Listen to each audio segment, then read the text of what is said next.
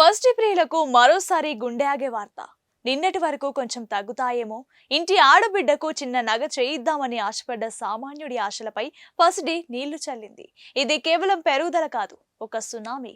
Record గరిష్టాల దిశగా పరుగులు తీస్తున్న గోల్డ్ రేట్లు చూస్తుంటే భవిష్యత్తులో సామాన్యుడు బంగారం కొనడం అనేది ఒక అందనంత కలగానే మిగిలిపోతోంది.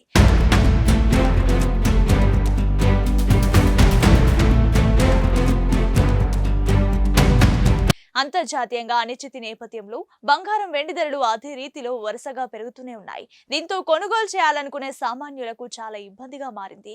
ఇప్పటికే గతేడాది చూస్తే గోల్డ్ రేట్ ఏకంగా 70% మించి పెరిగింది.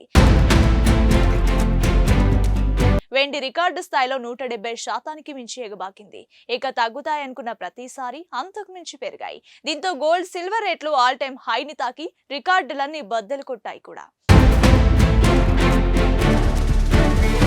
2025 ఆఖరులో మాత్రం ఒక్కసారిగా గరిష్టాల నుంచి 3 రోజులు వరుసగా భారీగా దిగొచ్చాయి. ఎక్కువ రోజులు ఈ పతనం కొనసాగలేదు. మళ్లీ అంతర్జాతీయంగా ఉద్రిక్తలు చెలరేగాయి. ముఖ్యంగా అమెరికా వెనిజువేలాపై ఆధిపత్యం చెలాయించి అక్కడ మెరుపు దాడులు చేయడమే కాకుండా ఆ దేశ అధ్యక్షుడిని అమెరికాకు తీసుకొచ్చింది. దీంతో మరోసారి అంతర్జాతీయంగా తీవ్ర సంక్షోభం నెలకొంటుందన్న ఆందోళనలు ఇన్వెస్టర్లను బంగారం వెండి వంటి సురక్షిత పెట్టుబడి సాధనాల వైపు మొగ్గు చూపేలా చేసింది. దీంతో ఒక్కసారిగా మళ్లీ రేట్లు పెరుగుతున్నాయి.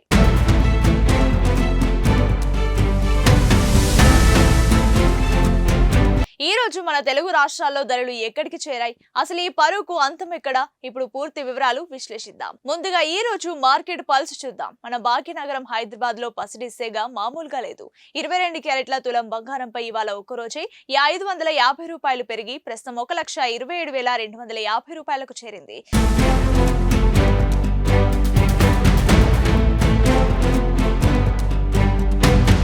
ఇక పెట్టుబడిదారుల హాట్ ఫేవరెట్ 24 క్యారెట్ల ప్యూర్ గోల్డ్ విషయానికి వస్తే ఏకంగా 600 రూపాయలు ఎగబాకి ప్రస్తుతం 1,38,820 రూపాయల వద్ద ట్రేడ్ అవుతోంది.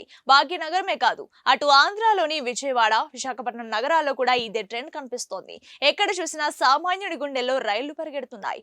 బంగారం ఒకెత్తైతే వెండి ధరలు ఇప్పుడు దేశవ్యాప్తంగా ప్రకంపనలు సృష్టిస్తున్నాయి. హైదరాబాద్ మార్కెట్ లో కిలో వెండి ధర ఇవాళ ఏకంగా 6,000 రూపాయలు పెరిగింది. దీంతో ప్రస్తుతం కేజీ వెండి ధర 2,71,000 రూపాయల వద్దకు ఎగబాకింది.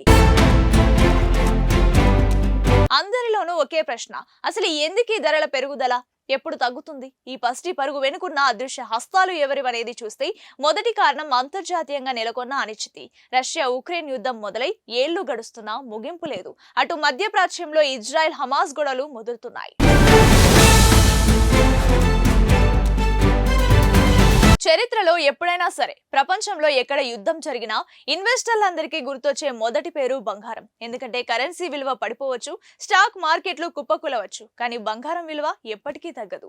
అందుకే పెద్ద పెద్ద ఇన్వెస్టర్లు తమ దగ్గరున్న డబ్బును బంగారంలో దాచుకుంటున్నారు. దీన్నే మనం సేఫ్ హెవెన్ అంటాం.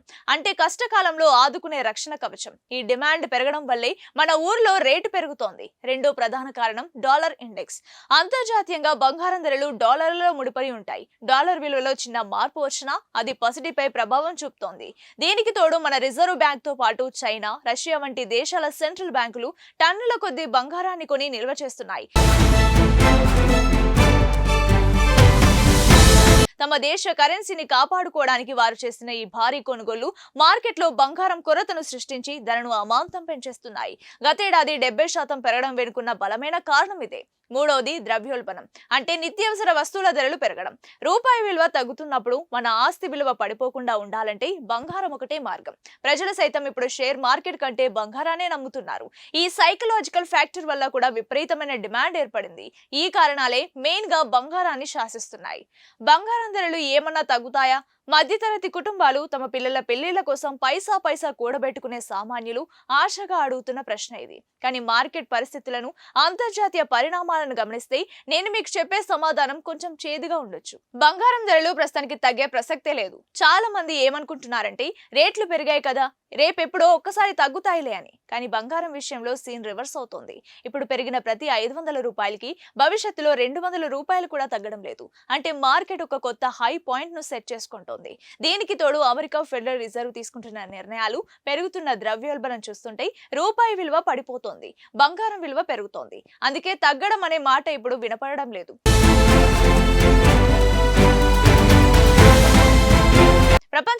వేగంగా ఉన్న గోల్డ్ మార్కెట్ అనలిస్టులు చెప్తున్న లెక్క ప్రస్తుతం హైదరాబాద్ లో 24 క్యారెట్ల 10 గ్రాముల బంగారం ధర 1,38,820 రూపాయల వద్ద ఉంది. అంటే లక్షన్నరకి కేవలం 11,000 రూపాయల దూరంలో మాత్రమే ఉన్నాం.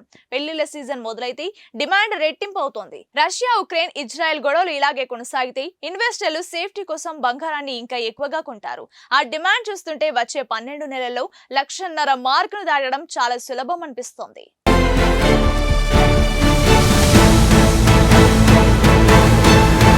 ఇప్పటి వరకు మనం బంగారం ధరల గురించి మాట్లాడుకున్నాం. కానీ దానికంటే వేగంగా ఒక సైలెంట్ సునామీలా దూసుకొస్తున్న మరో లోహం గురించి ఇప్పుడు చర్చించుకోవాలి. అదే వెండి. ఒకప్పుడు పేదవాడి బంగారం అని పిలుచుకునే వెండి ఇప్పుడు సామాన్యుడికి అందని ద్రాక్షలా మారిపోయింది. నిన్నటి మొన్నటి వరకు 1,00,000 రూపాయల్లో ఉన్న వెండి ఇప్పుడు 3 లక్షలకు దిశగా పరుగులు తీస్తోంది. ఇంతటి భారీ పెరుగుదల చరిత్రలో ఎన్నడూ లేదు. దీనివల్ల మధ్యతరగతి కుటుంబాల్లో ఆడపిల్లలకు వెండి పట్టీలు కొనాలన్నా, పూజ గదిలోకి చిన్న వెండి సామాగ్రి కొనాలన్నా చేతులు రావడం లేదు. వెండి ధర పెరగడానికి అసలు కారణం టెక్నాలజీ. ఇప్పుడు ప్రపంచం అంతా ఎలక్ట్రిక్ వాహనాల వైపు వెళ్తోంది. ప్రతి ఎలక్ట్రిక్ కారులో 100 గ్రాముల వెండిని వాడుతున్నారు. అలాగే సోలార్ పవర్.